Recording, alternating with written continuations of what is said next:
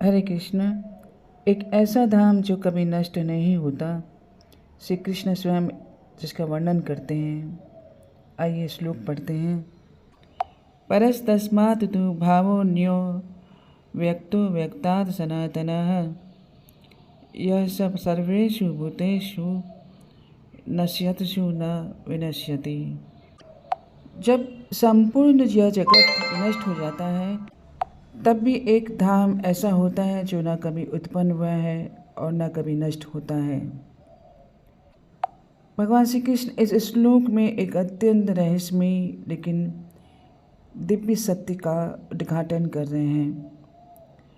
वे कहते हैं इस व्यक्त जगत यानी जो कुछ भी हम अपनी आंखों से देखते हैं उससे भी परे एक अव्यक्त तत्व है। लेकिन फिर वे कहते हैं उस अव्यक्त से भी परे एक और प्रकृति है जो सनातन है, अनादि और अनंत है, जिसका न कोई प्रारंभ है न कभी कोई अंत होगा। अब यहाँ अव्यक्त शब्द को समझना बहुत आवश्यक है। व्यक्त वह है जो इंद्रियों से प्रकट है, जैसे यह जल, पृथ्वी, अग्नि, तारे, सूर्य, चंद्रमा। हम जो कुछ देख सकते हैं, सुन सकते हैं, वह सब व्यक्त हैं। लेकिन इसके पार आता है अव्यक्त, जो हमारी दृष्टि, मन और बुद्धि से परे हैं, जो हमें दिखाई नहीं देता परंतु अस्तित्व में है।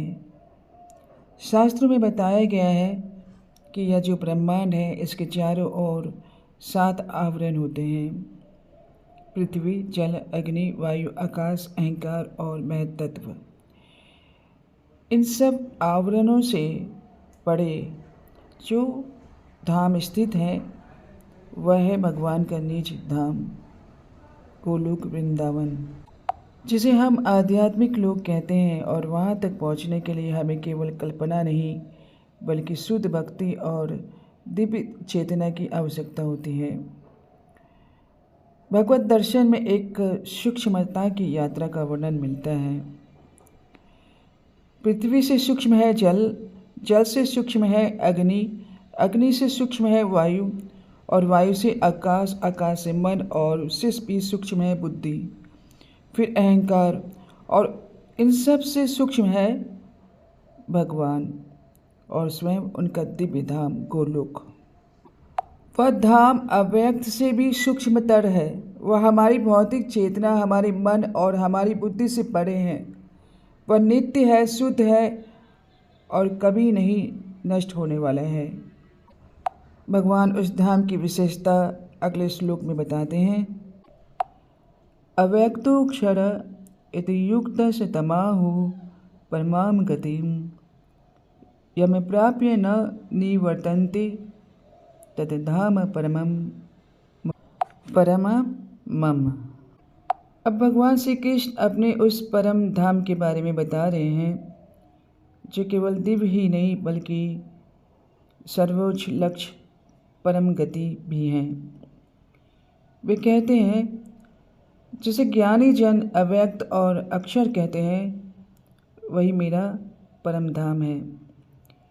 अव्यक्त अर्थात अप्रकट, जो हमारी आंखों से दिखाई नहीं देता, और अक्षर जिसका कभी क्षय नहीं होता, जो नित्य है, अचर है, अमर है। भगवान कहते हैं जो उस धाम को प्राप्त कर लेता है वह फिर इस नश्वर संसार में वापस नहीं आता।